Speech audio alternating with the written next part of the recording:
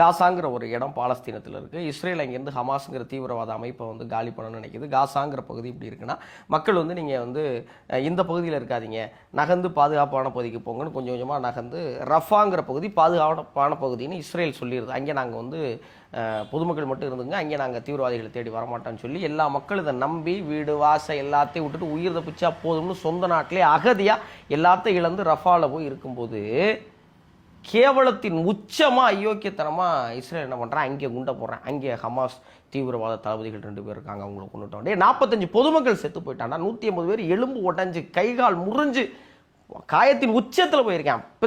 பச்சை குழந்தைங்க தலை இல்லாத முண்டத்தை தூக்கிட்டு யார் விட்டு பிள்ளைன்னு கேட்குறாங்க. இப்போ உலக நாடுகள்லாம் இப்போ இஸ்ரேலுக்கு ஆயுதம் கொடுத்த உலக நாடுகள்லாம் இப்போ கண்டனம் தெரிவிக்குது. நீ ஒரு இனப்படுகொலை செஞ்சுக்கிட்டு இருக்க, இது வந்து இனிமேல் உனக்கு ஆயுதம் தரமாட்டான் ஆய்வுங்கிறாங்க. சர்வதேச நீதிமன்றம் நீ வந்து ரஃபால தாக்குதல் நடத்தக்கூடாதுங்கிற இஸ்லாமிய கூட்டமைப்புகள் ஒரு பக்கம் பேசுது, ஐநா சபை பேசுது, ஐரோப்பிய கூட்டமைப்பு என்ன இனப்படுகொலைங்கிறது இது முதல் முறையா? மக்களை நம்ப வச்சு பாதுகாப்பான பகுதிக்கு கூட்டி போக சொல்லி அழிக்கிறதுங்கிறது முதல் முறையா? இல்லை, 2009 இதே மே மாதம் 1.5 லட்சத்துக்கு அதிகமான தமிழர்கள் முள்ளிவாய்க்காட்டில் என் இனம் செத்து போச்சே. இனியாவது அப்படி ஒரு நிலை நடக்க வேண்டாம். அந்த உலகத்தின் கடைசி இனப்படுகொலையா என் இனம் இருந்துட்டு போகுது.